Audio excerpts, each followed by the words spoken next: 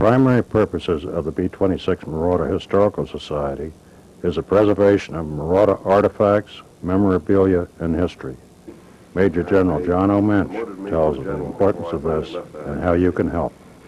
Right now I'm participating with the Marauder Historical Society because I believe very firmly that society is extremely important to the future of the B26 and the history that surrounded it.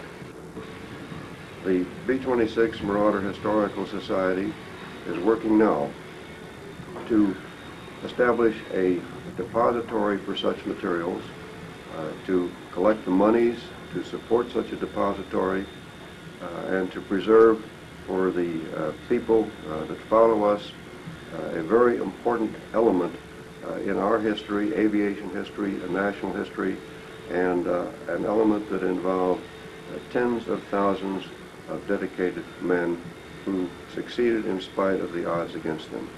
What is important for you is that you recognize that unless you make some provision for these documents, photos, and all the little items you collected, the pieces of shrapnel or whatever it is, that those who follow know that you want these items to go to a point where they will be added to other items and form the basis for the work of future scholars. Take the time, a little time, to log, to catalog the items you have, to put the name on the back of a picture of the person who's on the face of the picture, to put down the city where that statue is located, to put down the city where that wrecked building has been recorded, the street if you know it. Record something about what you have. Make provision for it to go to a depository. If you don't like the Marauder Historical Society depository, make a provision for some other depository. But do catalog your items, do make a provision that they be retained. We would hate to see your life's activities end up in a dumpster. Several years ago, McDonald Darnell contributed his A2 jacket to the National Air and Space Museum. It's now hanging on the back of his chair in flak paint, which is displayed in this most important air museum in the world for the millions who visit each year to see. A new museum at Martin Field in Baltimore could qualify in a few years as a repository for B26 artifacts. I would like to inform you about the establishment of the Glenn L. Martin Aviation Museum Incorporated and outline some information about us. The formation of our museum is the result of much work and effort on the part of myself and a corps of other interested and dedicated people over the past several months. The museum became incorporated earlier this year and is dedicated to preserving and promoting aviation history in Maryland. We wish to attach special emphasis on the contributions of Mr. Glenn L. Martin, who, by the way, is one of our country's truly great aviation pioneers, and the contributions of the company he founded to aviation industry worldwide and to the state of Maryland. We are hoping the acquisition process will consist mainly of donations from private individuals, or in some cases a loan to the museum of an item or items. A last resort would be the outright purchase of an item when there are no other options available. These items will be displayed in a facility open to the public. We also plan to acquire several Martin aircraft, some by raising funds to enable the museum to purchase the aircraft, and others possibly on a loan basis. At least 2 of these aircraft will be restored to airworthiness. The B-26, a World War II medium bomber, and the 404, an early 1950s commercial airliner, have been chosen for this purpose. The B-26 would be finished and as close to the configuration it was in when it left the factory. The 404 would be outfitted as a flying museum. This aircraft would be open for public inspection and would contain displays and other Martin memorabilia that could be viewed on site at air shows and other such events around the country.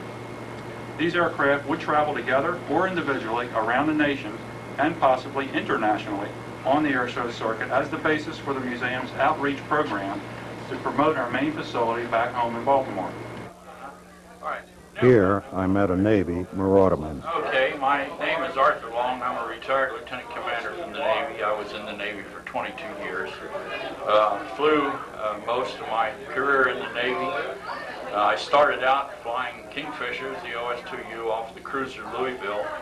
We were doing ASW work in the Atlantic and the Gulf of Mexico. I got myself a German sub in the Gulf of Mexico.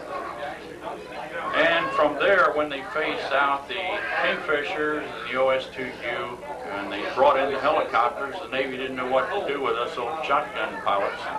So they made most of us flight instructors. So I went back to the training command for a while. And it was in the training command where I came into contact with the JM-1s. I was stationed at Glenview, so we got to fly the JM-1s, tow and tow targets for the anti-aircraft group that was up at the Great Lakes Naval Air Station. And all of my Navy flying, both the carrier, which I flew off the carrier going to Korea, nothing ever scared me, but the first time I flew the JM-1, I was absolutely terrified. This is Dick Greenfield. I started here with the Martin Company in July 1937. My first job was to work on engine installation and Bombay assembly on the B-10s in this building, A building of the Martin complex.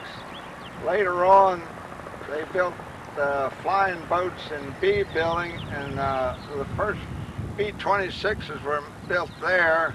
Then later on, they built D building, which was the largest building in the world at that time for building aircraft. And they had a regular assembly line at D building there. And then they would be towed over to the airport for ground test and flight test. And then when everything was okay, while they packed them for delivery to the Army Air Corps, Army Air Force at Dover, Delaware. A lot of them were ferried up there by women pilots, and they did an excellent job. We worked on the airplanes 24 hours a day, all during the war. 3 shifts, never stopped working at the hangars. That's the way we got the job done. These houses in here were owned by the Glen L. Martin Company and were rented to the employees. Most of them rented for about $35 a month, and they furnished electricity, but you had to pay for your own oil for heating. And this was close enough to the airport so I could walk to work every day. I didn't have to worry about traffic or carpooling. Dick Greenfield, the guide on the U.S. frigate Constellation, took me aboard for a tour. First ship to go. And they served a lot of stews made in big pots over the fireplace there. The Baltimore version of a street sweeper. Surrounding the harbor are many pleasant places to enjoy Chesapeake Bay food at its best. And there are many forms of participant and spectator entertainment.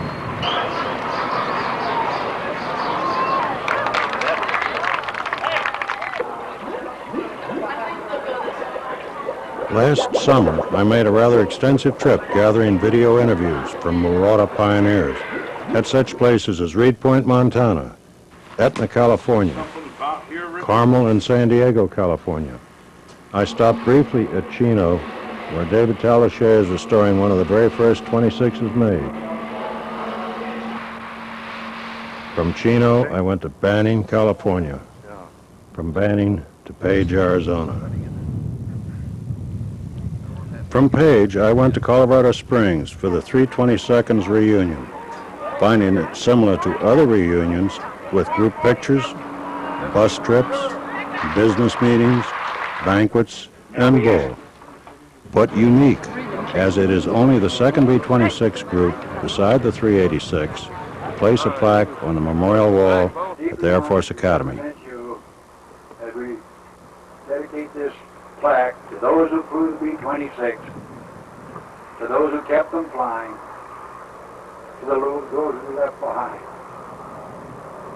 To all you men, all those that are not with us, and all the lives, God bless you.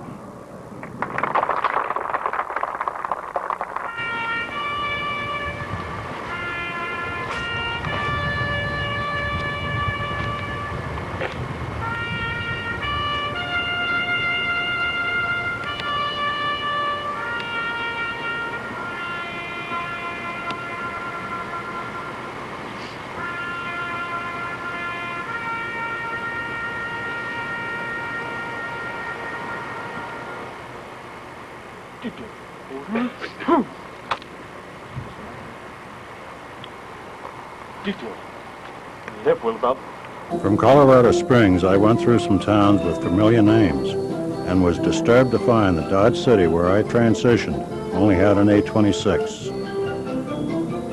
My summer proved most productive, and the video interviews obtained have provided the material for the following story of Marauder pioneers, who will be introduced in the order that they appear. Well, I'm Lieutenant Colonel Walter P. Mayesberger. Well, when I had my 11th birthday, 1927, that week Lindbergh flew the Atlantic. After a due number of years, I graduated, and as soon as I graduated, I was accepted for a flying cadet and proceeded to Tuscaloosa, Alabama, the primary, in August of 1939, and graduated from Kelly Field the next year in May of 1940. I'm John Sharp. I was a former pilot in the B26. I started my military career actually wanting it because my father had pursued one, and in high school I pursued the ROTCs and the ROTC through college. I graduated from there with a second lieutenant in the horse-drawn field artillery. Then we assigned to horse-drawn cavalry. Well, I didn't like horses.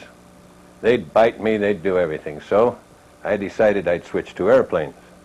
Scott Hathorne. Yes, the old Army Air Corps entered in October 1936 in Jackson, Mississippi. All right. My name is Lyman Eddy. I belonged to the 70th Bomb Squadron, which operated in the South Pacific. I attended the Citadel and graduated from there, the military college of South Carolina, in 1938. And I stayed out after graduating. I worked a year or so with my father, but decided I wanted to get into the Air Force. The World War II was approaching, and I knew that sooner or later I would have to make some decisions of this kind. So I applied for flying school and was accepted in the first class of the expansion program that the Air Force instituted to increase the number of pilots that they would train. I'm Lieutenant Colonel James P. Muri, USAF retired. I joined the Army Air Corps in December of 1936 and progressed as a soldier, Chinook Field, Marchfield. Became a flying cadet in October of 1940 in Glendale, California, and then to Randolph and Kelly, graduating in the class of 41D in 1941. I'm Mike Michaelis, a graduate of Class 40A at the Kelly Field. When we graduated, I remember that we had a choice of the kind of aircraft that we wanted to fly and where we wanted to go. I chose fighters on the West Coast. I got B-18 bombardment at Mitchell Field, New York. Well, my name is Harold Irwin. I enlisted in the Army Air Corps December 29th, 1939 at South Bend, Indiana. Went on to Fort Benjamin Harrison in Indianapolis, and from there to Fairfield, Ohio, to Patterson Field. Did some basic recruit training there, such as the Air Corps provided. Then I went to basic tech school at Scottsfield, Illinois, and from there to Rantoul for sheet metal course. And as so many fellows do, they take one course and end up in another department. I ended up in tech supply.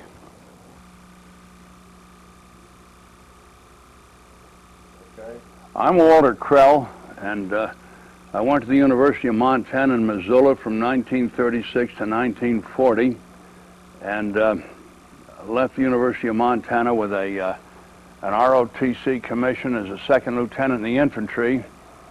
And the Germans were pretty active in Europe at this time, and I went on active duty right away. Different places, Fort Benning, Georgia, Camp Ripley, Minnesota, Fort Francis C. Warren and Cheyenne, and in the process I wanted to get into the Air Corps very badly. So I made application, wound up in Glenview, Illinois for primary training and basic training at Gunter Field in Montgomery, Alabama. Advanced at Maxwell Field in Alabama, and graduated the class of 41C April 25th, 1941. My name is Stefan, S-T-E-F-E-N, Leroy L. Stefan. It used to be Stefanowicz, Polish name, and during the days in the South Pacific, my name was Stefanowicz. When I got a regular commission in 1945, my wife suggested we might do our kids a favor by shortening the name, which we did, and it's now Stefan. Name's William Kennelly. I was originally from Phillipsburg, Pennsylvania. Originally went into service, I volunteered, went in, mainly because work was hard to find, because at that time you couldn't get a job if you didn't have your military time in. All right, Jim Story. I joined the Air Force in March of 1941 in Wichita, Kansas, and went through school at Stamford, Texas, which was the first class in primary aircraft, into Randolph and into Kelly. Graduated in Kelly in October 31st, 1941, which just happened to be my birthday, and I was 21 years old. My name is John Foley, and I was born and raised in Chicago, Illinois. I was drafted into the Army and was sent to Camp Grant, Illinois, but then they gave me a 3-day pass. They gave all of us 3-day passes if we would enlist into the Air Force, which we did. I got a 3-day pass, and then I was sent down to Wichita Falls, Texas, and was supposed to go to school there. But then that was in December of, went down there in November of 1941, but in December of 1941, war was declared, and I was sent to Muroc Dry Lake with a B26 outfit. I am Murray White. My background was in the 30s. I went to college 1 year, then due to lack of funds, enlisted in the Army, spent 2 years in Hawaii, came back to my home in Pennsylvania, finished another 2 years of college, at which time I was qualified for pilot training. I made the school in 1939, November 39, class 40D, but I was eliminated from training in January of 40 and sent home. About the summer of 40, I heard about navigators being trained after being eliminated from pilot training, but I could get no information about the same, so I re-enlisted in the Army in October of 1940 with the idea of applying from enlisted status to go to navigation school. I was sent to Langley Field and assigned to engineering. I worked in the blueprint section there of base engineering and immediately applied for cadet training non-pilot.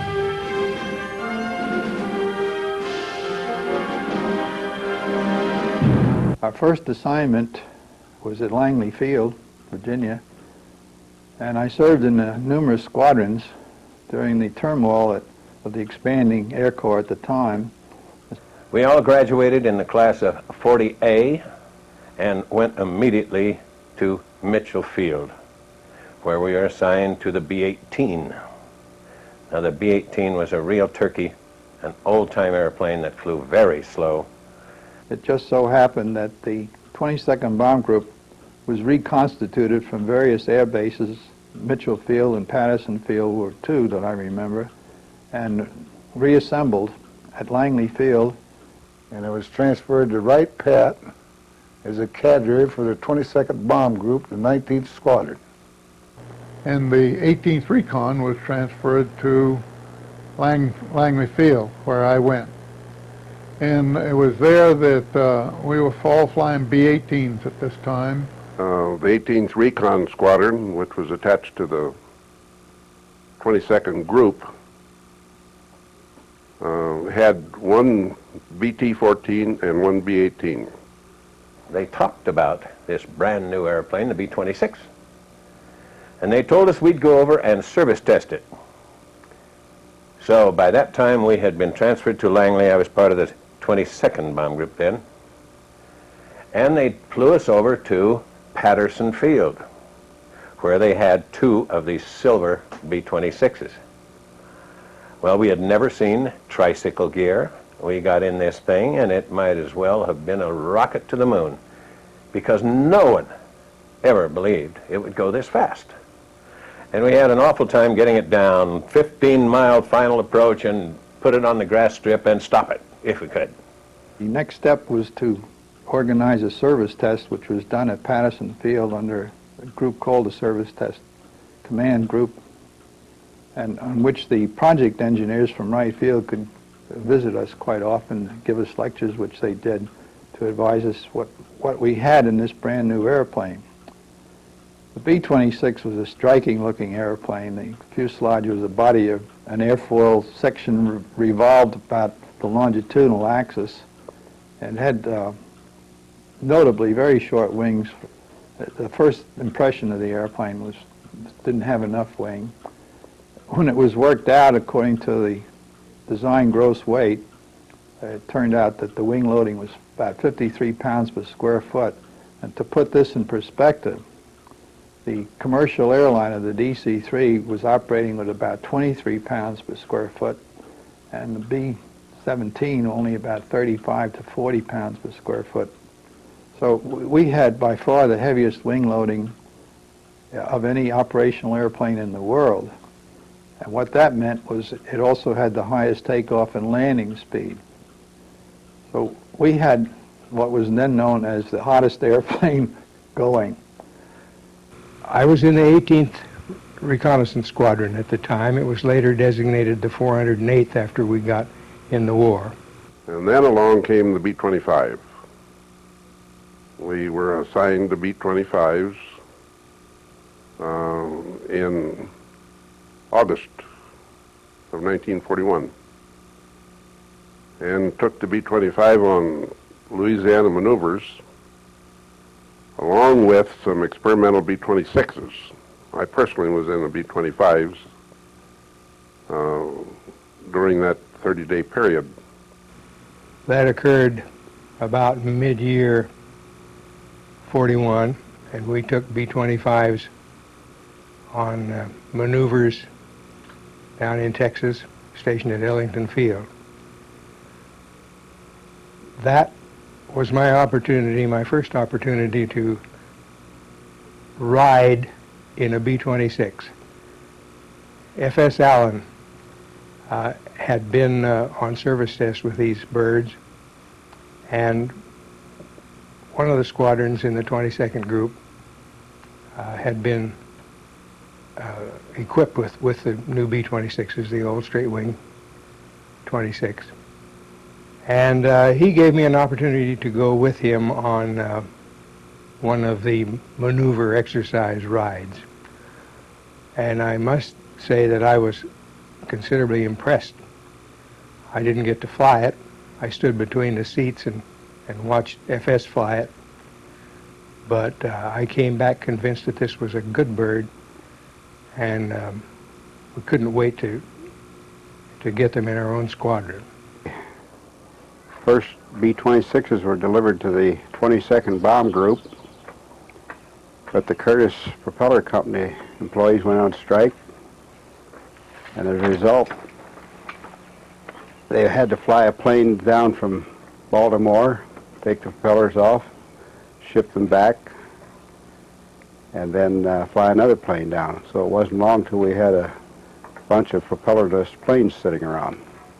Graduated the class of 41C April 25th, 1941, and was assigned directly to Langley Field, Virginia. And when I arrived there, why, there were quite a few B-26s, the original model B-26, parked around the field with no props.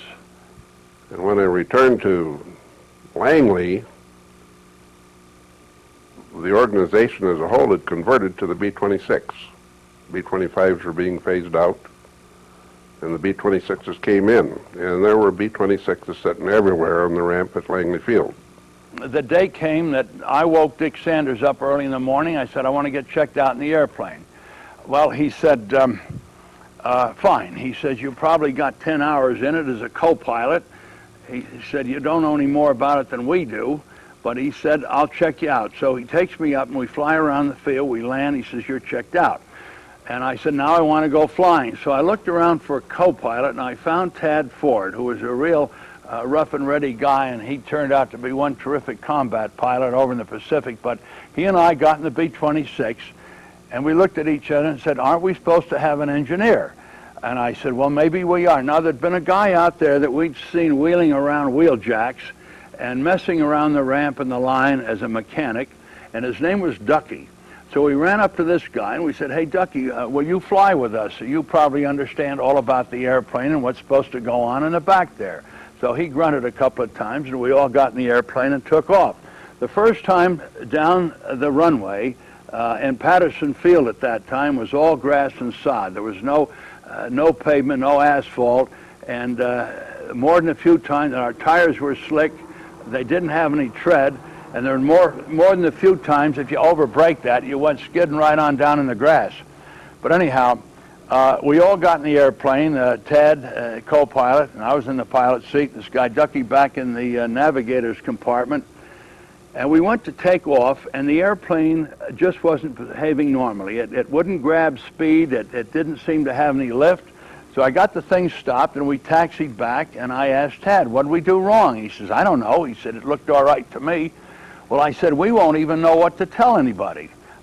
He says, no. I said, well, we better do it again and get it off the ground. This time, we went like mad, and we got it off the ground, and both props ran away, and they were winding up. If you remember that B-26, what did we have, 2450 on takeoff, 2375, 2400, and here we're winding up with 3,000 RPMs, 31, 32, 33, and getting worse all the time.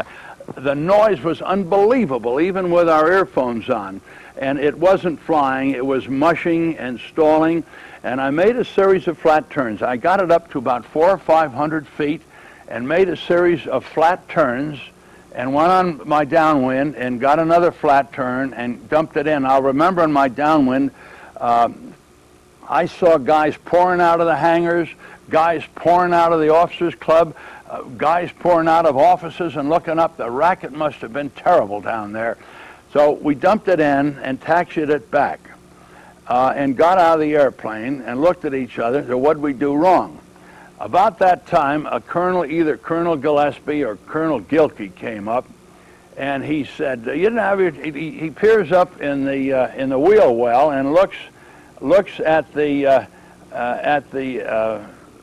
electrical panel behind the navigator, and he said, "You didn't even have the generators turned on."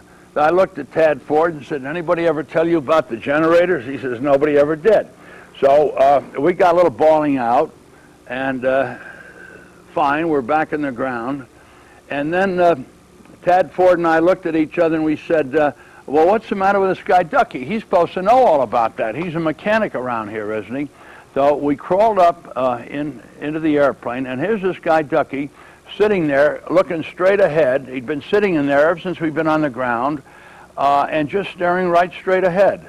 And we started to talk to him, and he didn't answer, so we we nudged him a little bit, and he let out a grunt.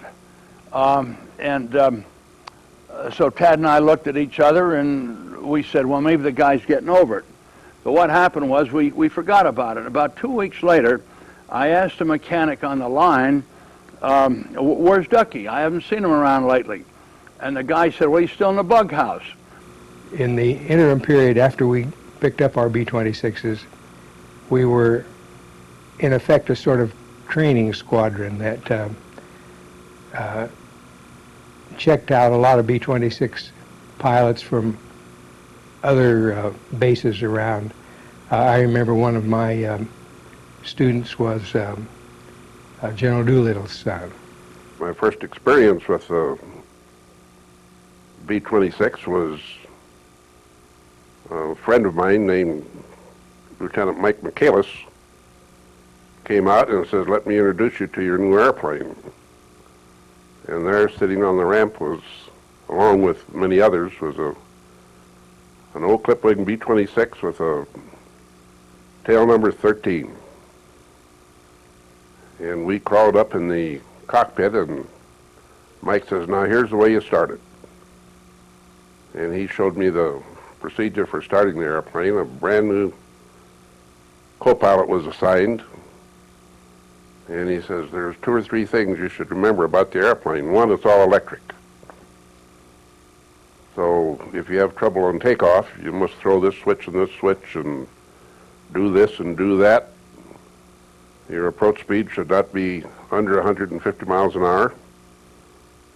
So go fly. And we did. Well, that was an experience. We went around the traffic pattern, and the airplane didn't fly like the B-25 flew.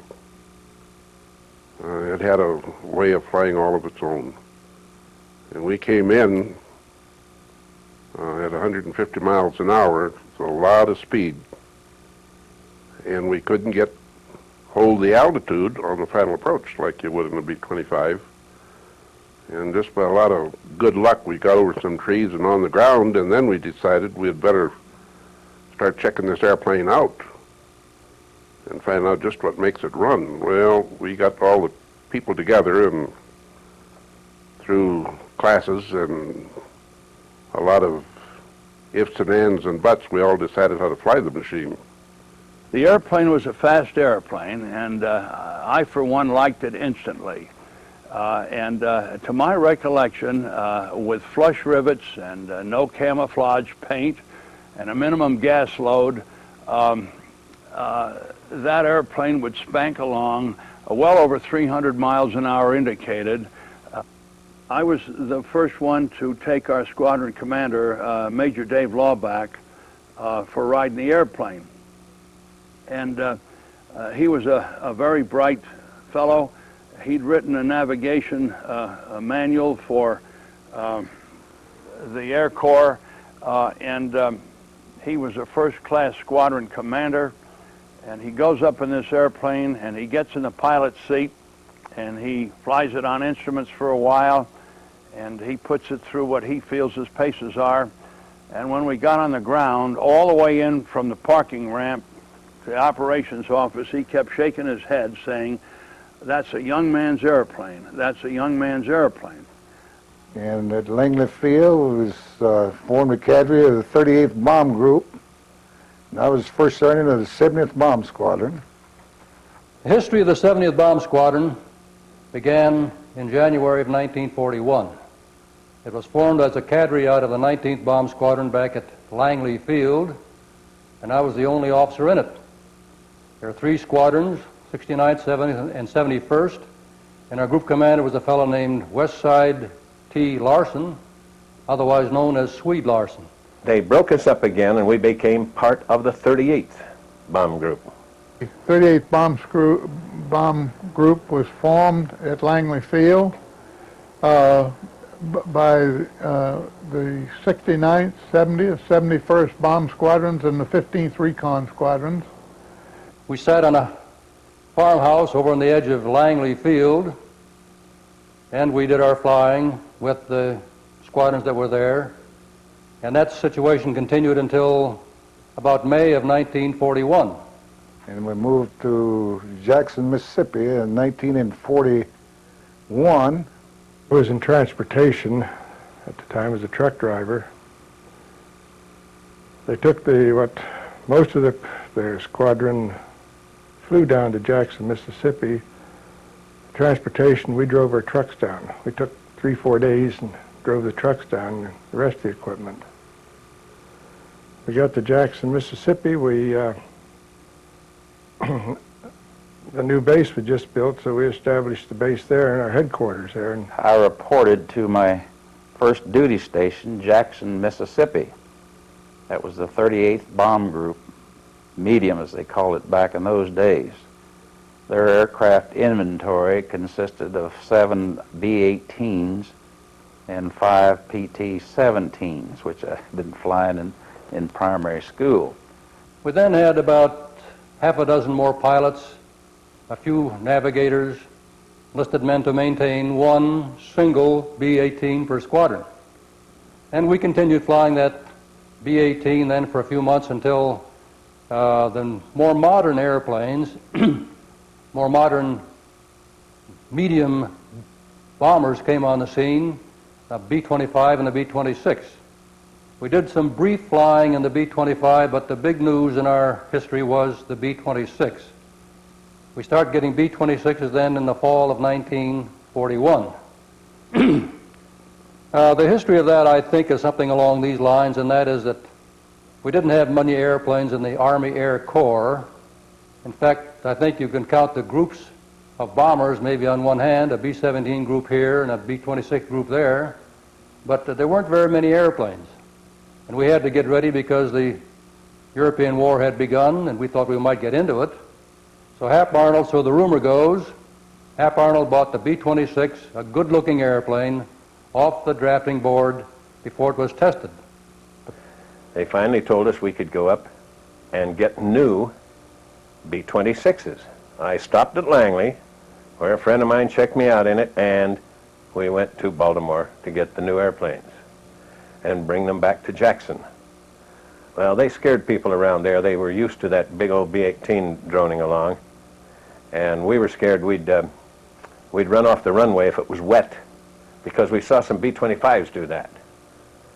And sure enough, I got caught with a wet runway once. Tried to turn it around on the propellers and stop it. It stopped all right. But I had mud all over me. They got mad at me, but I swear I didn't want to go in the cemetery over there. We did some service testing of the airplanes. Once more, the accident rate was rather high. We had several accidents, primarily, I think, from inexperience and the reputation of the airplanes, since these were the old clip wing jobs. As a matter of fact, we had one of the original B-26s, as I remember flying in it, would go flat out at about 300 miles an hour. there was a B-26 there. There was a plane that they claimed could never fly in one engine. But we had one captain that he was out on training mission one day with one engine conked out. The rest of the people bailed out all over Mississippi. And he started up his exit, and he took one look at that tail fin up there, and he crawled back in and said, no way was he going out up there. So he crawled back in the seat, and he flew it to Jackson and landed it all by his lonesome. It just so happened that the night before Pearl Harbor, the 38th had a big party at the Heidelberg Hotel in downtown Jackson. So we woke up the next morning with the news of Pearl Harbor not in very good condition as far as our mental facilities. So we scrambled around there for some time, getting ready to pack because we knew we were going to go somewhere. We went back home and wondered what part we were going to play in this war that we were now involved in. After war was declared on December the 7th, several squadrons went on TDY to Hunter Field in Savannah to do submarine patrol work, which the B-26 wasn't very well adapted to, but we did because there was nobody else to do it. And it was about this time I remember I was giving transition in a B-18. When I landed, one of the guys came up and said they just blew hell out of Pearl Harbor. So I went in to see what was going to happen. Well, they gathered up all the B-26s and sent us to Savannah, Georgia. And by that time we were flying halfway to Africa, it seemed like, looking for the French fleet that was under German control. Oh, the rumors were terrible. And we were out there searching all these things, had to get the name and number of every ship we could see.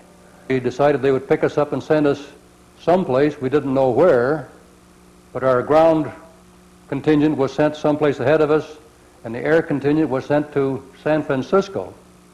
We climbed on a train in Jackson, Mississippi, got off at San Francisco. Our enlisted men were housed in the Cow Palace out there, and many of the officers then rented a house or an apartment downtown, and we sat in San Francisco with no duties whatever for about 6 weeks. And they shipped us out to San Francisco in a roundabout way at that time, trying to confuse the enemy, I guess it was.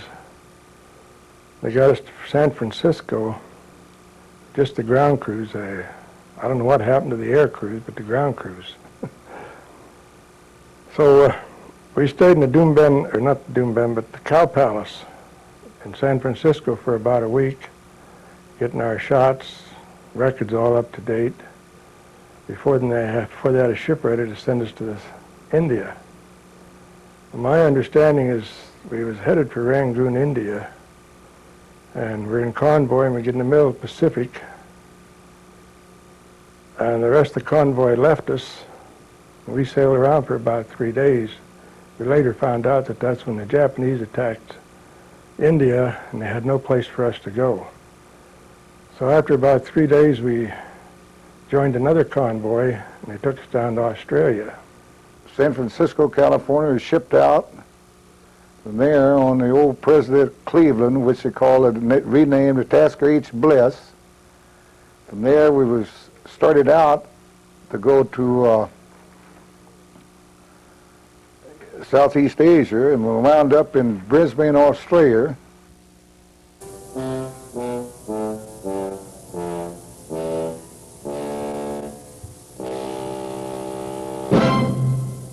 Our commander, a Major Mark Lewis, had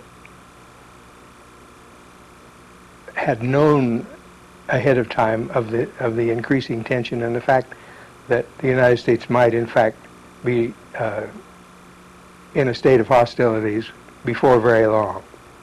And he trained the group with this in mind. We developed flyaway kits. We practiced quick assembly. We studied intelligence charts. I must say that none of them included a picture or the performance characteristics of the Zero, but most of the Japanese and German aircraft were known to us, and we got regular intelligence briefings on this. We had a major lawback in our outfit that worked the daylights out of our squadron, the 19th. We were preparing then for real serious training. Apparently there was thinking of deteriorating political conditions and so forth. So we really went into training. We were on maneuvers down at Savannah, Georgia for a couple weeks. And suddenly the maneuvers were cut short. We returned to Langley Field. Went on maneuvers with this new equipment I was stationed in Savannah. And I remember being out on a recce mission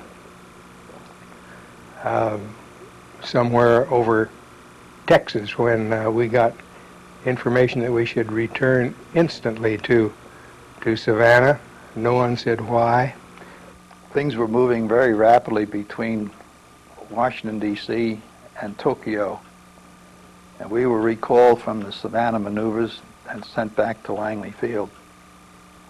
And of course on December 7th, things happened. Mel Goff was flying this airplane, and at the time, Sunday afternoon, and couldn't get his nose wheel down. Fortunately, the airplane had been ballasted to a very heavy rear end condition, so that he realized that he could bring the airplane almost to a complete stop on the main landing gear before the nose went down. And just about the time that he scraped along the ground with his nose, the word came out that Pearl Harbor had been attacked. On that fateful day,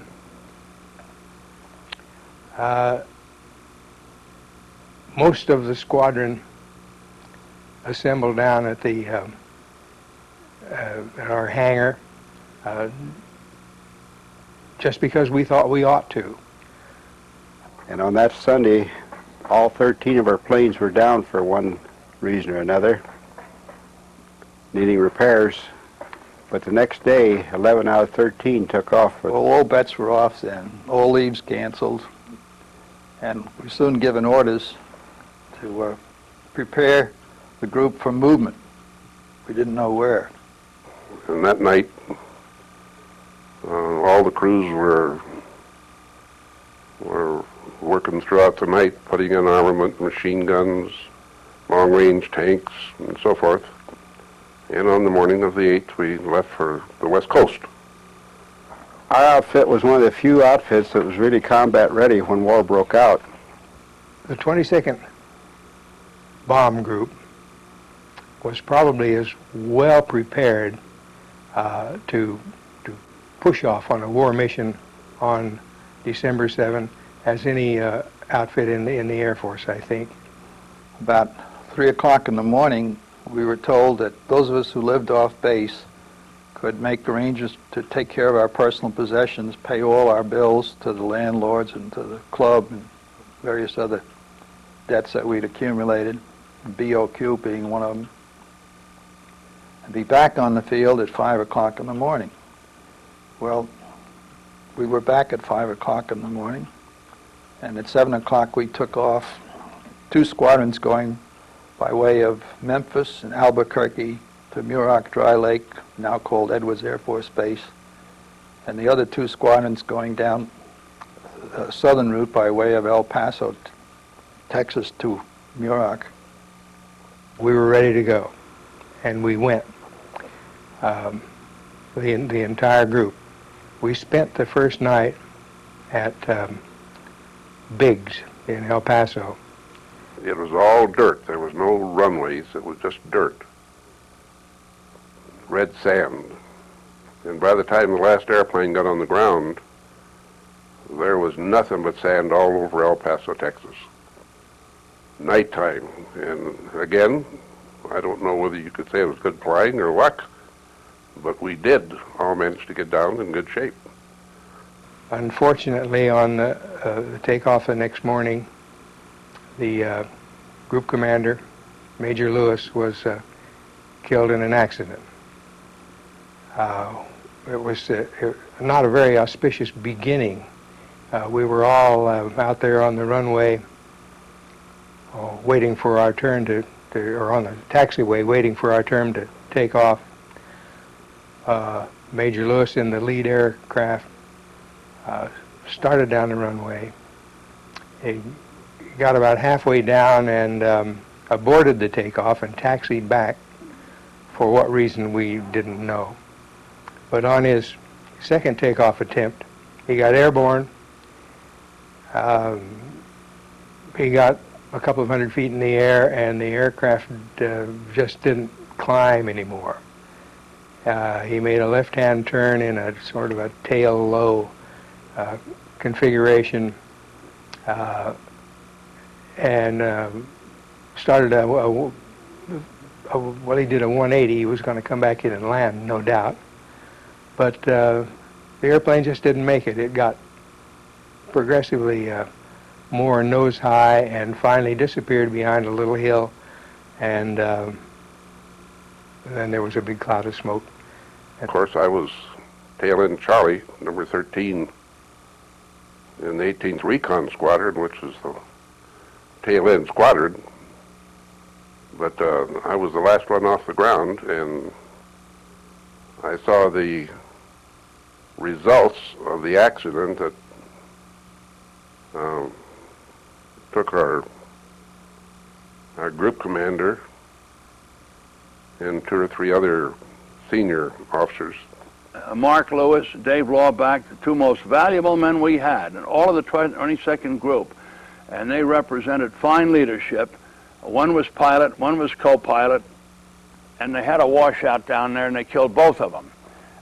But we went on to Muroc, but keeping in mind that we didn't have very many navigators, and we were all flying radio silence, and a navigator in the lead airplane, and somewhere halfway distant between El Paso and Tucson, I lost an engine. And after considerable effort and an awful lot of talking on the air that was supposed to have been radio silence, somebody called and said, well, just go around the corner of that mountain up there and you'll see Davis-Monthan Air Force Base. And I did, and there was the base that we first saw it at 8,000 feet, and it made in a straight-in approach. And people who have flown the B-26 will know that there was no such a thing as an overshoot. All you had to do is reduce throttle and you could come down. We made a landing there and had some problem getting a few spare parts, but eventually got to Muroc. When we arrived at Muroc, there was nothing there except some Army tents with these little oil-burning stoves in, and it was cold. It was December. We were out there in the middle of the dry lake, and adjusted to it pretty well. I remember Christmas Eve there, or Christmas night there, as a matter of fact. Damn cold.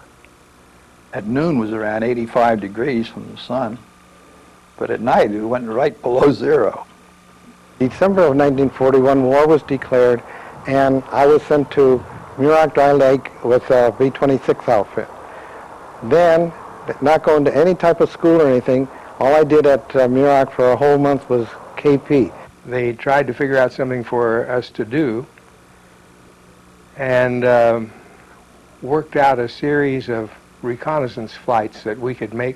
Flying with 3 600-pound bombs, anti-submarine patrol, from Muroc up to San Francisco and down to the lower Gulf of California, flying 1 mile offshore in one direction and 50 miles offshore on the return.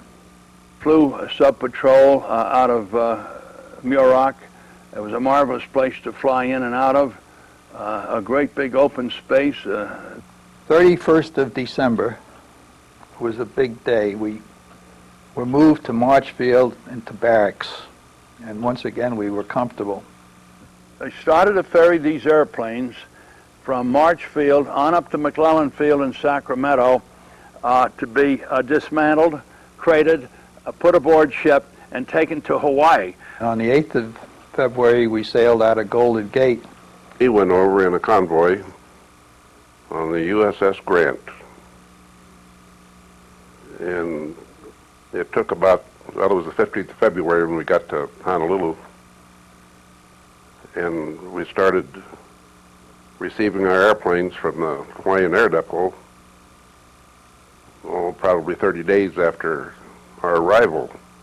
The air depot at Hickam assembled our crated airplanes. As a number were readied, they would take off as a flight and head for Australia.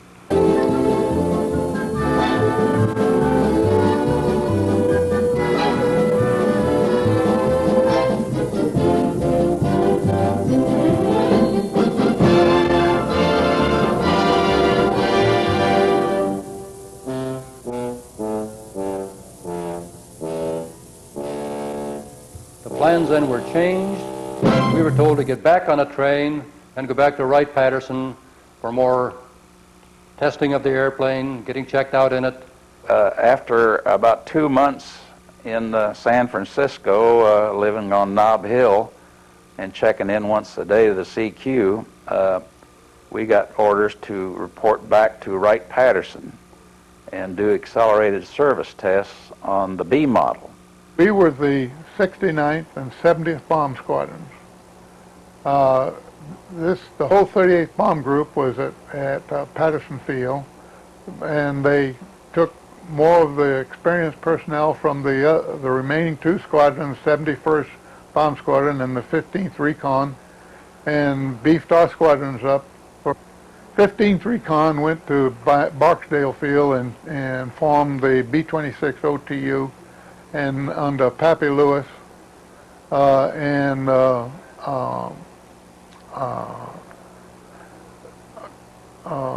Colonel Lee took the 71st Bomb Squadron down to Orlando, Florida, and formed B25 OTU.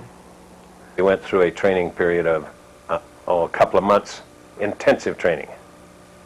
While we were there, we had proved to us once more that this was really a hazardous airplane. Within 1 week, we had 3 fatal accidents. We killed a lot of very fine people, and the rumors got around all over the Air Force. This was a pretty seriously flawed airplane because it had so many operational accidents. Did some training and was assigned navigators, bombardiers, and radio operators, and so forth. We got more pilots assigned. We've got built up to 13 crews. We got brand new airplanes, the B-26B. Then we were assigned 13 brand new Martin B-26s, told to fly these airplanes out to Sacramento. And on May the 7th, we left there and went to Fort Wayne, Indiana. They had the longest runway available at the time. And we were going to try and fly all the way out to San Francisco. Well, none of us had flown that far in a single time, and we were working on practicing to do this. We were supposed to make a non-stop flight from Indianapolis, Bayer Field, to Sacramento. Some of us made it, many people did not. We were going to make a trial run over to Sacramento non-stop to prove that we could make that. It was about the same distance as it was from Hamilton to Hickam. But one airplane made it. The squadron commander made it. But we all did get there eventually, all 13 airplanes. And we were on the ground then there for about 6 weeks while they had a big all-out effort to put more Bombay tanks in the B-26. We didn't quite understand why right away, but we were told we were going to fly the airplane out to the Pacific. When the tanks were put in the airplane, then we'd fly the airplane up and down the San Joaquin Valley to find out how long you could fly the bird with those new Bombay tanks. We flew some cruise control up and down the California valleys there, trying to get some handle on what our fuel consumption was going to be. We had absolutely no idea, and no one to teach us anything about it.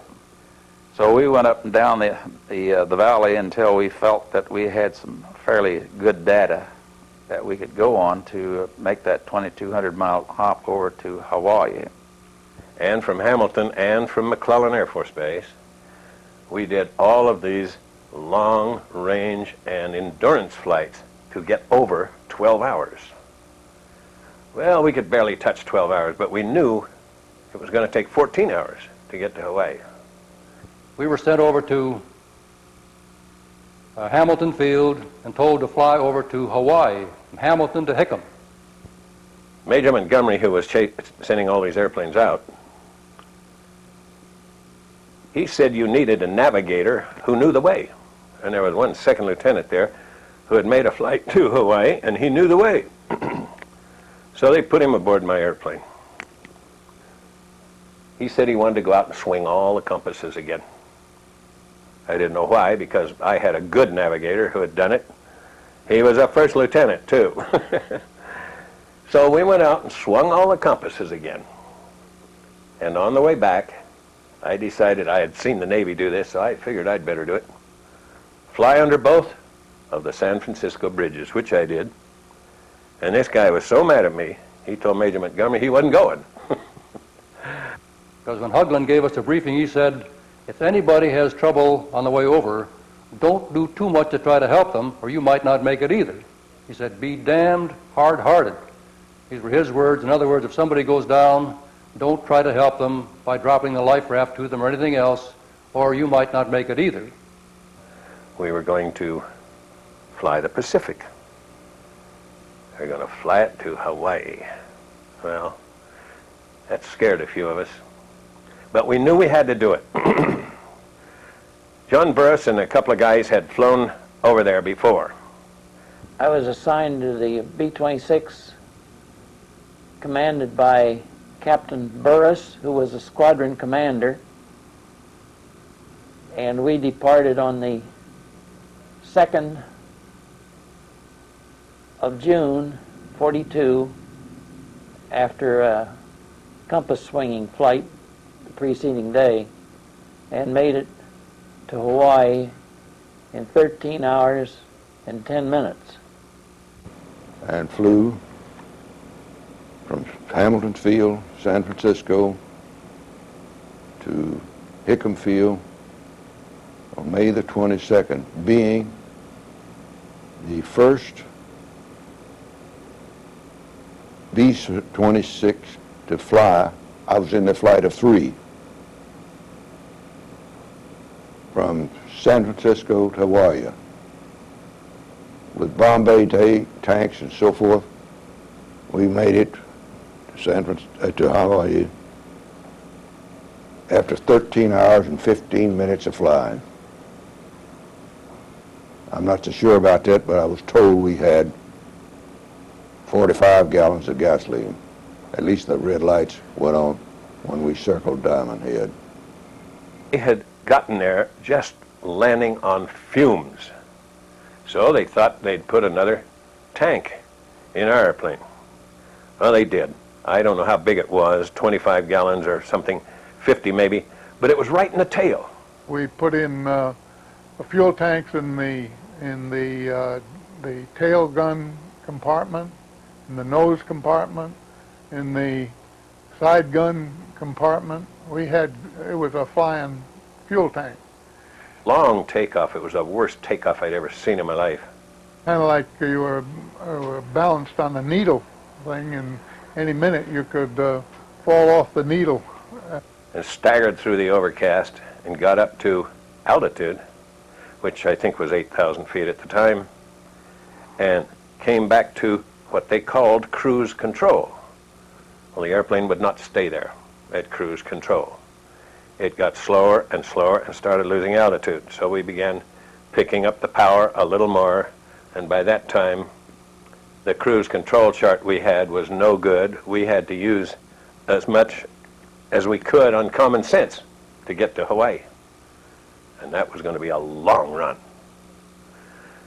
We had 4 flights. One flight got off to Hawaii, and I was in the second flight. We were delayed for some reason or other. As we got airborne and climbed through the overcast and got to altitude and finally settled down to where we were flying, but rather slowly, we'd start using the relief tube. Well, 2 or 3 guys used the relief tube, and then pretty soon one guy used it, and suddenly he was holding a glass of champagne.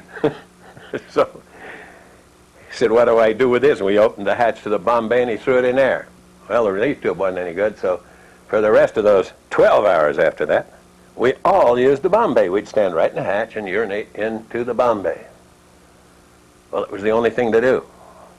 So anyway, as I approached Hawaii, I was still 300 miles out and really getting nervous about this gas getting down. I kept thinking, I wonder if there's more gas back there in these tanks. Because I wouldn't let anybody else switch tanks in these Rube Goldberg things but me.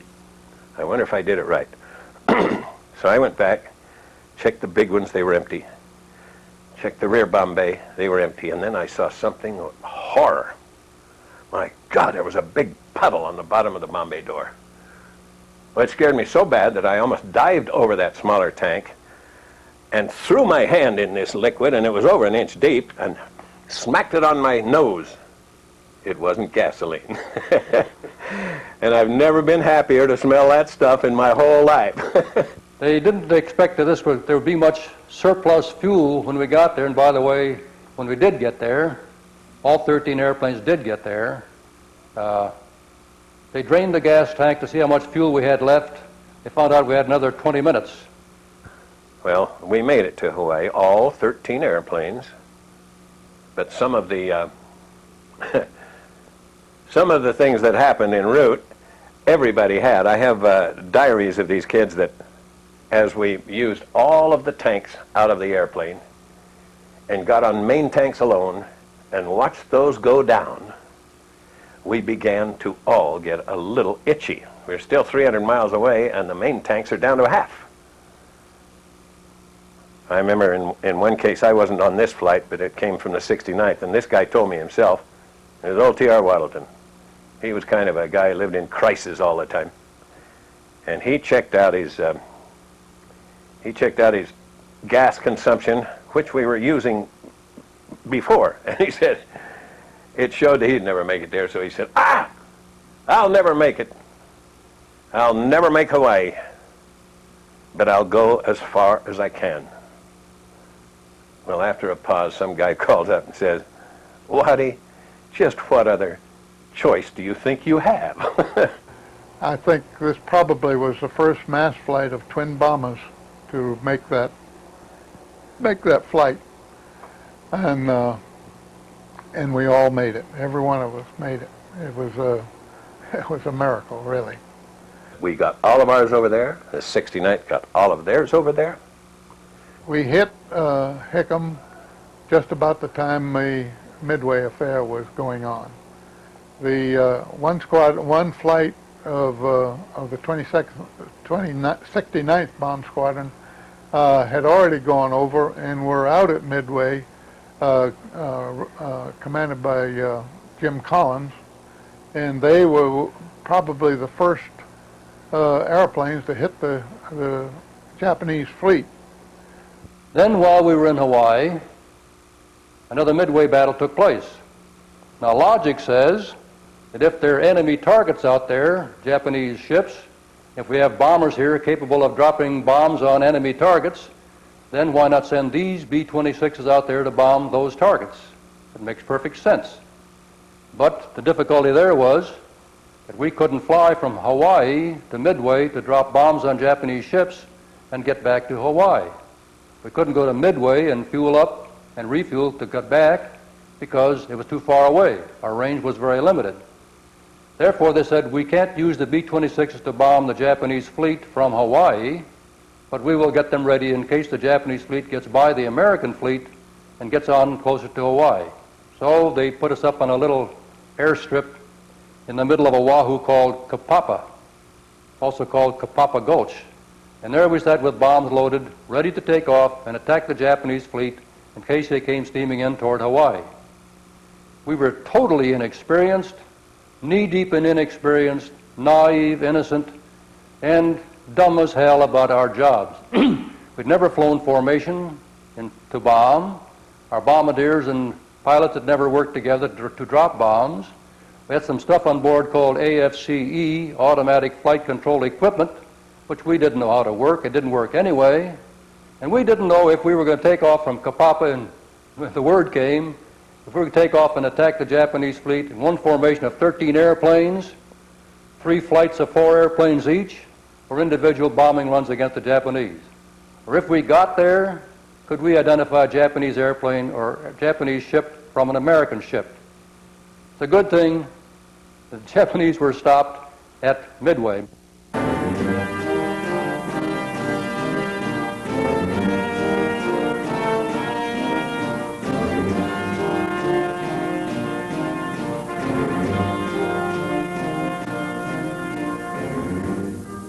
As 3 airplanes would come online, they would be checked out, compasses swung and so forth.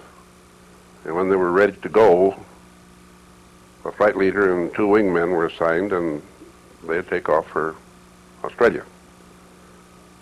The group as a whole had pretty well departed, and there were 4 of us left, 4 crews left in Honolulu, waiting some relics that had been cannibalized, and one had been in an accident and so forth. And we were to come down as again the tail end Charlies when they were all ready to go. Well, in the meantime, the Japanese fleet got to cruising around out in the Pacific, and the necessary people got worried, and we were told we would be held up for a while, depending on the outcome of this Japanese fleet movement. And then a couple of airplanes, the B-26s, came in from the States. 3 of them, Jim Collins and 2 wingmen, in the B-26B airplanes. From Hamilton Field, San Francisco, to Hickam Field on May the 22nd. The 2 previous aircraft that preceded us were called on to go into Midway and participate in that battle. On our particular airplanes, we had a centerline shackle for a torpedo, and the Navy had some torpedoes that you could drop at 210 knots. So this is the weapon that they chose to strap on to these 2 airplanes. And we trained a bit in loading and unloading bombs and whatnot, and then somebody got the idea that we ought to be carrying torpedoes. If we're going to fight a Navy, we better know how to drop torpedoes. So General Arnold, who of course was then at the time the Chief of Staff of the Army Air Corps, was a fiend for aerial torpedoes. He thought that was the greatest weapon that you could use against a surface ship. And sure enough, we got together with the Navy at Fort Island, and we moved our airplanes over to Fort Island to install aerial torpedoes, which in itself was a rather frightening sort of a thing. In the first place, the mat, not runway, a mat at Fort Island was, I think, 2,200 feet long. And the B-26 was just hard-pressed to get stopped before he flew off the end of the seawall. And in fact, one of the B-26s left his gear on the seawall and was trying to land, so we were reduced by 1 again. The plane I was assigned to was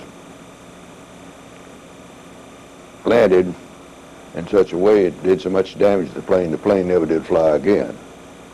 We were back down to Jim Collins having 2 and so on. Well, we put out an aerial torpedo, and the Navy officers that were there, and our own, of course, Army officers, wanted to see what it looked like flying overhead. So 2 of us took off and flew around and got to buzz Port Island a few times, and in landing, the question was, since the torpedo was swung under the fuselage, would we drag when the struts depressed on landing? But they didn't, so we were then equipped with aerial torpedoes to go back to Hickam. We spent a whole night taking torpedoes off and putting bombs in the bomb bay. Then somebody would say, no, we got to have torpedoes. So we take the bombs out and put the torpedoes back on. And this went on and until finally daylight came, and they said, well, we've got orders for you, and you're going to head for a runway, and they give us a heading and the distance. They never did say Midway Island, but so we threw our gear together and took off for Midway Island, not knowing what we were getting into. Nobody told us there was a big Japanese fleet going in that area. We just knew that we were out there for some reason. The B-26s of the 69th Bomb Squadron left Hickam Field on May the 29th I think I'm right in these dates, and went to Midway. They sent a spare crew in the event something should happen of one of the planes, of the original 3 planes, which I was a member. Went out there and in a B-17, a straight B-17. Midway Island, Eastern Island, where we were based, was small. The longest runway was, well, there's only one, about 4,000 feet. There was a little cross runway of, it was about 2,500 feet, and that was the whole island. Revetments were immediately adjacent to the runway, and if there had been a ground loop or something on takeoff, it would have wound up right within the revetments themselves. So we hung around there for a few days, and we'd get up at 3 o'clock in the morning and check the airplane out, and the old airplane being what she was, never had any problems. The engines run good, the airplane is in good shape. The mechanics had no problems with it, so we'd get in the airplane at 3:30, 4 o'clock and run the engines and make sure they were warm, and then stand by. And we sat around there, and prior to on June the 1st, I was assigned to as a navigator for the plane of Captain James Collins. The reason I was assigned this thing, his navigator was ill at that time. On June the 2nd, we were briefed by the Navy as to what time, what expectations of the Japanese fleet that would come into Midway, and they had pretty accurate information. They were telling how many task forces, how many battleships, and what directions they was coming from, and of all things, they mentioned the troops planes and the assault ships and so forth that were coming in a different direction to take over Midway. On June the 4th, we were waiting, stand by. We received written direction as to the location, general location of the Japanese fleet, which is approximately 200 miles northwest from Midway. It's cloudy morning. At approximately 6:10, the Navy TBD torpedo planes took off, 6 of them, and we immediately followed. And then one day they said there's a target. And they gave us the heading and distance, and away we went, not knowing if it was a merchant ship, as an aircraft carrier, or what it was. And we had no more than cleared the island, and you could look up and see the Japanese Zeros and dive bombers in waves coming in to hit the little islands of Midway, both Eastern Island and Sand Island. On our way out, approximately 10 or 15 minutes out, we saw this parachute open. For many years I wondered what kind of plane that could have been, who was being shot up and so forth, but I never did know. And later, 35, 40 years later, I read in there that this was prearranged, that the Americans would send out a PBY to forewarn the people of the oncoming of the Japanese planes. It was prearranged that they would drop a parachute up on the time they sighted the Japanese planes. And these planes PBY stayed in the clouds there to evade detection. This was 35 miles out, and they dropped this. What I saw in the chute with the plane was a signal that the Jap fleet was coming. So the ground force at Midway had ample time to be ready for them. In other words, it didn't catch them by surprise. But we went on out and were down low, 50, 100 feet off the water, and suddenly popped over the horizon was a whole flock of Japanese ships. And they were everywhere. The first ones we encountered were destroyers, way out in front of the main battle fleet. And of course our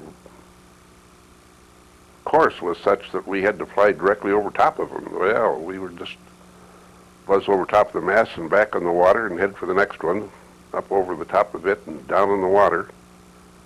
And our gunners were keeping busy, firing as we approached and as we left. But then the Zeros picked us up. And that's where the problems came in. The anti-aircraft fire was ineffective. Scary, absolutely scary, but ineffective. They, I don't think, hit our airplane, period. And I know they didn't hit one of the other ones. The other one that got back to the island wasn't hit by any aircraft fire. It was all Zeros. And in order to approach our target, which was the carrier Akagi, at a 45-degree angle from the bow, we had to cross this great expanse of water where every ship fired their anti-aircraft guns. And that was a bad one because the big guns were shooting into the water, causing water spouts that we had to duck. And the Navy had instructed us that we had to drop at 150 miles an hour at 150 feet. Well, the airplane didn't fly 150 miles an hour. That was almost stall speed. So we were somewhat higher than that when we crossed this barrage area. And the Zeros, you've got to give them credit, were right with us. They went through that barrage area just the same as we did, and they were shooting us all the way through. And again, I can say that the anti-aircraft fire did not hit my airplane. I can't speak for the two that were shot down. But our course took us, after our launch, the Akaga was turning toward us, and we had been coming in from 45 off the bow, so it was almost a straight shot down the flight deck, which was fortunate simply because every gun on the carrier was firing out and up, 45 degrees, and just steady fire. So anybody flying over the deck, that is across it, was going to get hit. There wasn't any question. But nobody had prepared for some airplane flying the full length of their deck. And that's where we went, down the deck and back low enough that I think we could have touched the deck with our wheels if we had put them down. I was in the lead plane, and we finally got rid of our bombs. I don't know whether it's to what altitude, what was the ideal situation. I cannot comment on that. We dropped it and went over the deck of the carrier, then turned to the right, and immediately thereafter we were jumped by the Japanese Zero planes. And they were plentiful, and they were very brave when they had you outnumbered. And we got several hits from them, and the one I remember the most distinctly was one of them shooting a 20 caliber cannon and hitting a hydraulics system, which later caused it to have to crash land on, and because it could not get the nose wheel down. But I tried to climb out and get into the clouds when I left the deck. And those carriers were firing, I don't know what size guns, but great, huge fire gold whistling by the cockpit. It was just balls of fire from the anti-aircraft. And there, of course, were tracers. And then on top of that, the Zeros were sitting, firing at us. So we didn't get into the clouds and had to go back down in the water. Well, by that time, all the cushions in the back of the airplane were on fire. The gunners were shot up, and we had no defense except speed. And we got on the water. The co-pilot went back and used the tail gun and shot morphine into the wounded and so forth. And I sat there driving that machine with the throttles all the way to the hilt. Now, B-26 pilots will remember that our takeoff power was 49 inches of mercury. 50 was emergency. Well, we went by the 50, went across the space and started at 20, and we went on through 20 up to 30. So we were drawing somewhere, the Pratt & Whitney people figured along about 80 inches of mercury on those engines with full RPM, and we're indicating about 320 miles an hour. Fast enough that a Zeros coming down out of dives could pull up alongside of us, but when they rolled up to fire through and try to shoot us out of the air, they just simply fell off, and we would go on. But we'd been shot up so bad that the airplane was flying a bit hazardously. It'd try to make a turn, and it'd want to fall off on us. The rudder was shaking and banging, and the engines were pounding pretty badly, which we didn't know was all the blades of the propellers were perforated. Some were hit with pretty big rounds because great gaping chunks of steel were torn out of those props, and just small slivers were left holding them on, which of course speaks well for the maker of the propeller. Went into the clouds, the pilot did, and one of our evaded some of the action. At another time, they were coming right at us, and our pilot went into an immediate dive. In fact, I wasn't even strapped in the seat, and I hit the ceiling, or the top of the plane. But we evaded them and finally got away from them. And then after all that, then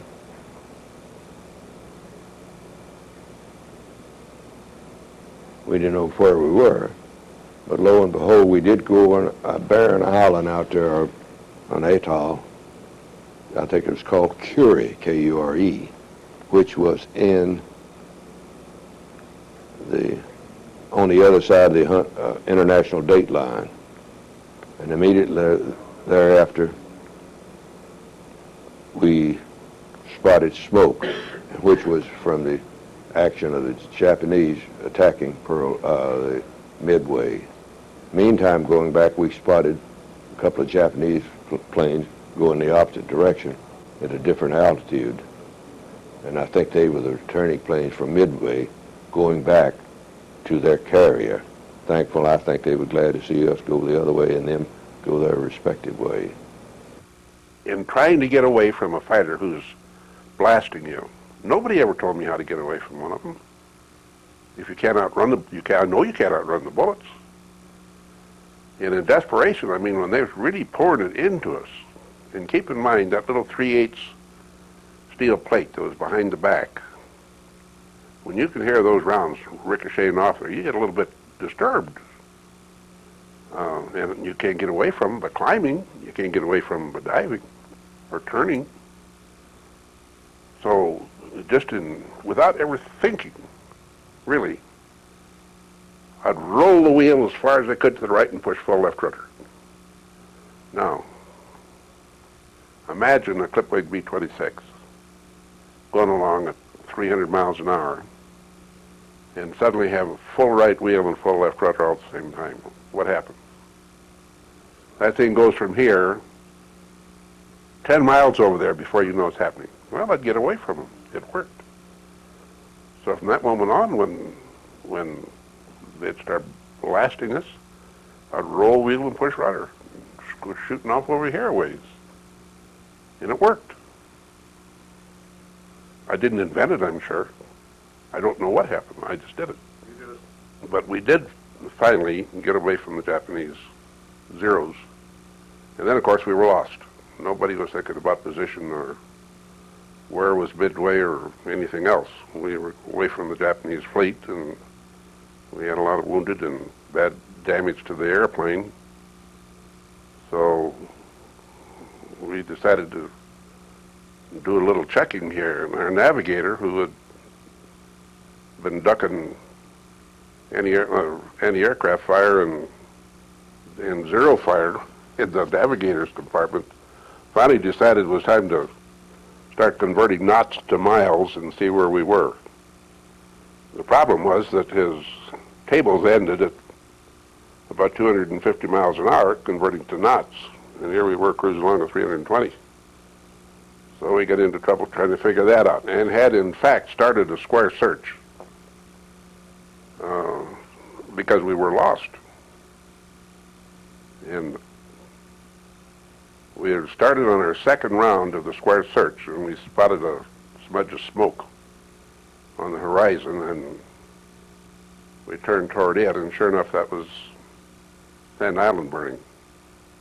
Well, we had it made until we started our procedures for landing and discovered that there wasn't any hydraulic pressure, since that was all destroyed. One wheel was shot off. The airplane was handling at slower speeds real bad. And we got on a final approach and thought, well, this is it. We've got it made now. And the Marines didn't know who we were, and they cut loose with their anti-aircraft weapons and drove us back out to sea. And we couldn't pull the gear up because we didn't have any hydraulic fluid. Couldn't do anything with the flaps. And the engines were getting awfully tired, and the airplane was flying bad. So in the next round, when we got on finally, we had to come in and land. There was no place else to go. And whether they suddenly realized that we were friendly or not, I don't remember, but they quit shooting, and we came in and made a reasonably decent landing and wound up nosing down into one of the revetments because the one wheel was gone, and when we finally got stopped, the airplane had shook itself so badly in the landing that the instrument panel had fallen out, the bomb sight had fallen off the mounts and was down laying in the plexiglass. And we landed at Midway and had to crash land. And it's a very good crash landing type. All he did was our pilot college had all to get in the rear of the plane with the exception of himself. And I stayed in the navigator seat. And the plane landed with a prop digging in the ground, little noise, no fire, no injuries, and so forth, with several hits on the plane. Poor old girl was in bad shape. And we got on, finally unloaded and got the wounded out and got them some medical attention, and went back and started counting. And one side there were over 500 holes, just on one side. We never did count the other side. And the Marines came along with their tractor and drug us off down into a revetment and said, we have to get you out of the way here. So we started digging foxholes and waiting then for the Japs to come in and get at us. But the airplane itself was shot something horrible. And as you looked at the blades of the propeller, you wonder how they held on with all the holes that were in the imbalance. But they did. They just shook a bit, but they, not one blade was damaged beyond use. The engines were dripping oil and the gas tanks were all oozing gas. They weren't pouring out because we had the self-saving tank. But the airplane was tough. It was extremely tough. And I doubt seriously that regular combat airplane could have stood up to his B-26 did. Last I saw of 1392 was when I left her. She was sitting in the revetment. And I guess it's still out there for all I know.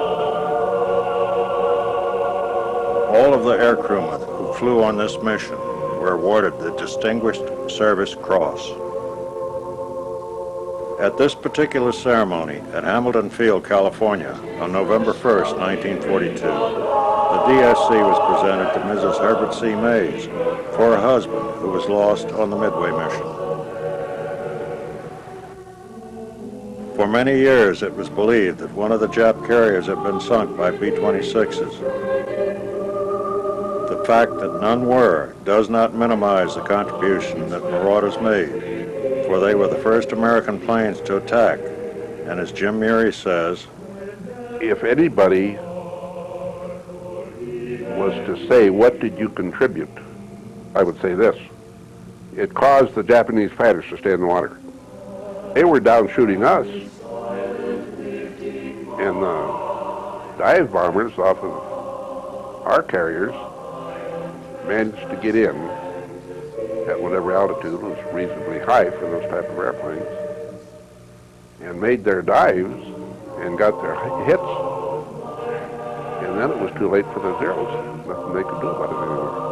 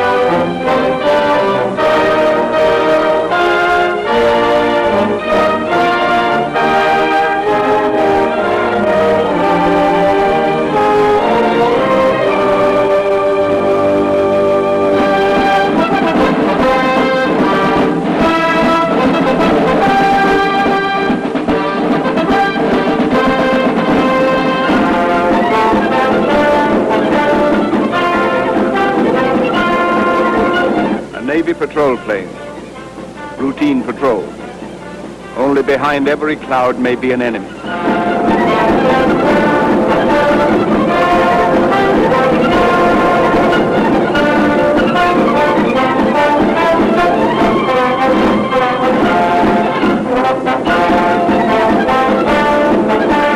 Midway Island. Not much land, right enough. But it's our outpost. Your front yard. All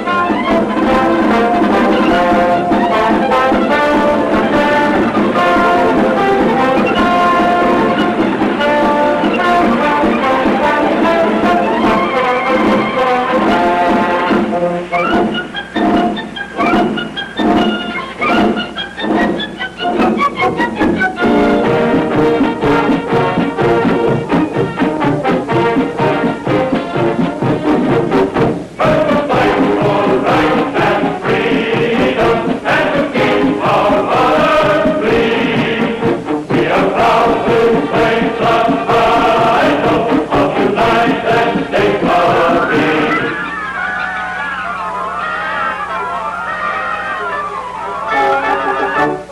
are the natives of Midway. Tojo has sworn to liberate them.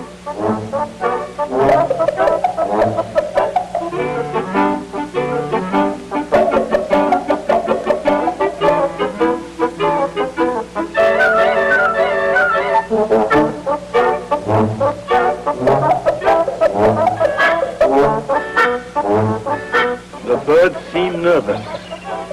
There's something in the air. Something behind that sunset.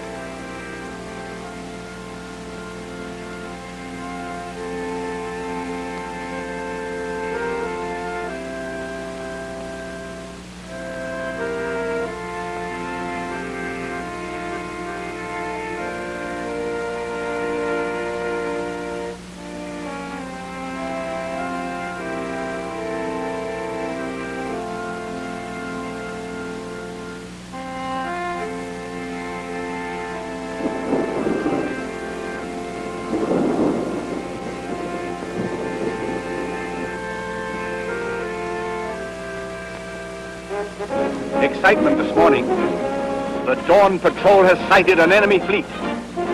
During the night, flying fortresses had landed at Midway. An historic council of war is held.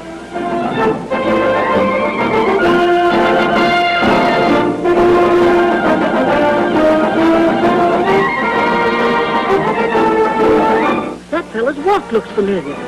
My neighbor's boy used to amble along just like that. Say, is that one of them flying fortresses?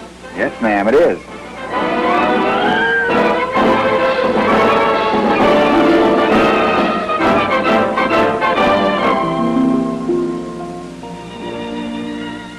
That's that young Will Kinney. He's from my hometown, Springfield, Ohio. He's not going to fly that great big bomber. Yes, ma'am, that's his job. He's a skipper. Will's dad is an engineer. 38 years on the old Ironton Railroad.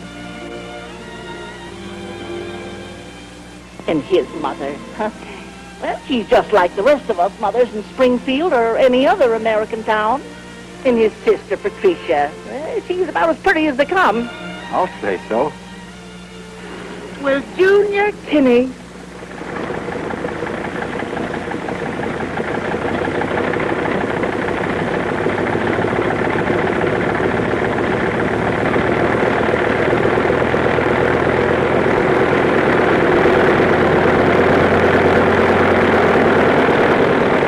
Good luck.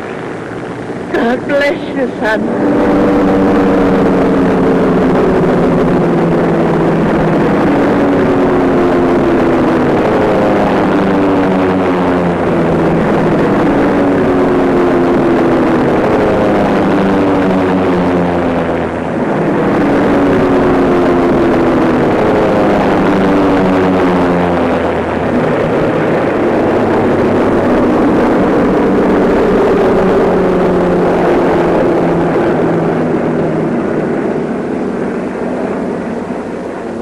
Suddenly, from behind the clouds, the Japs attack.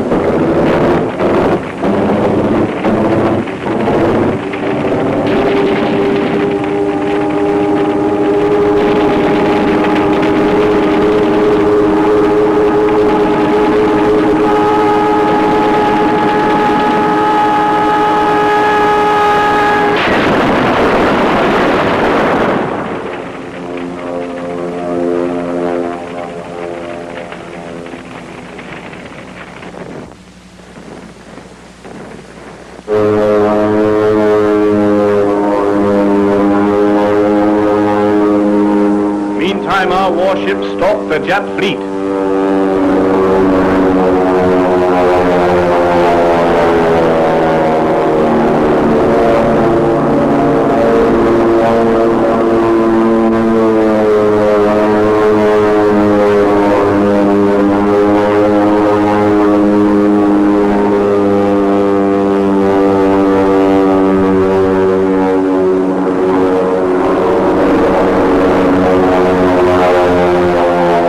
Suddenly, the trap is sprung.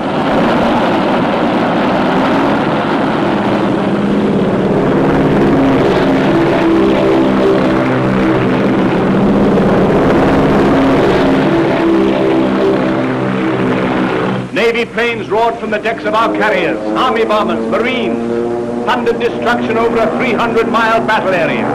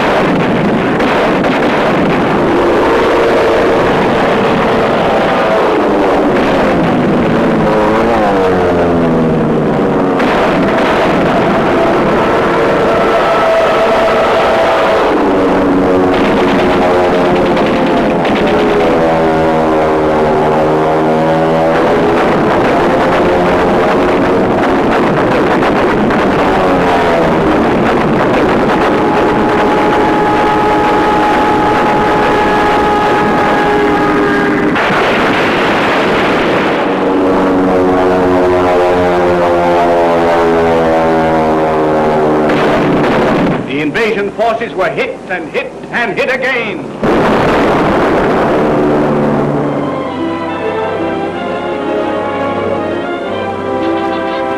Men and women of America, here come your neighbor's sons, home from the day's work. You want to meet them. There's Jimmy Thatch, 7 meatballs on his plane.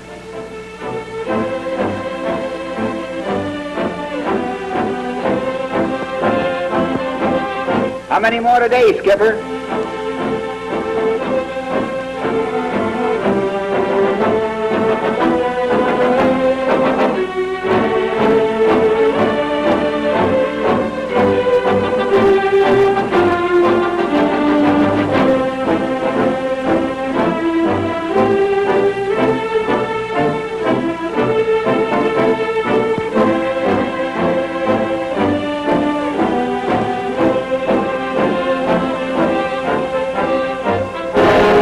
Back at Midway, Tojo swore he'd liberate the natives. They seem just as free as they ever were.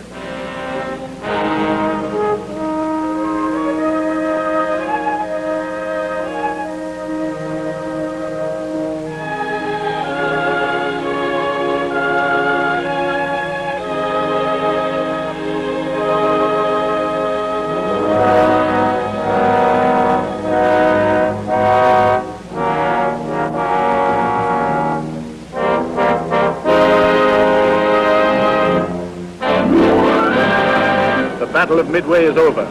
Our front yard is safe, but a big job is still to be done. Day after day, our patrol planes search for survivors.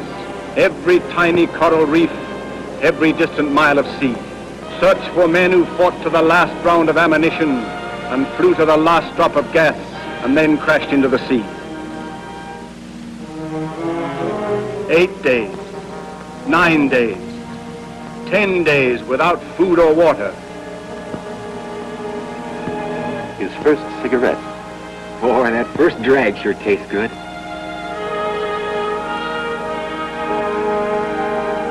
"11 days. Well done, Massey Hughes.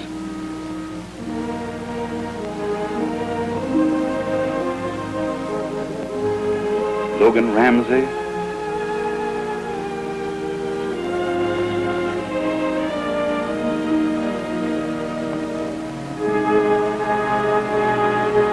Frank Fessler. That's 13 for Frank.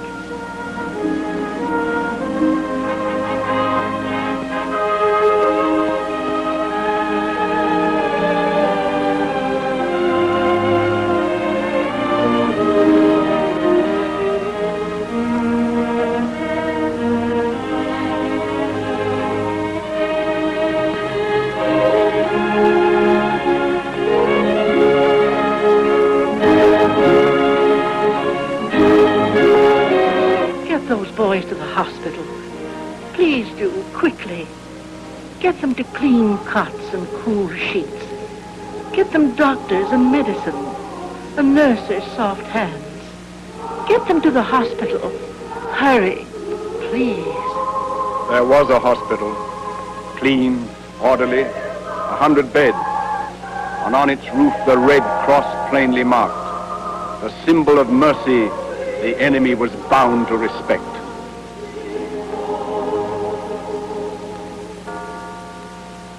The next morning, divine services were held beside a bomb crater that had once been a chapel. At eventide, we buried our heroic dead. The last salute from their comrades and their officers.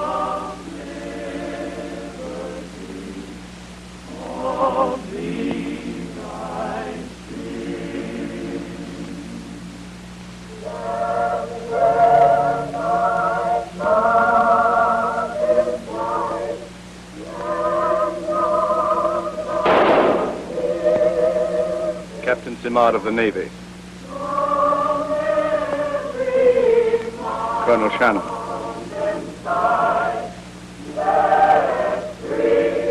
Major Roosevelt.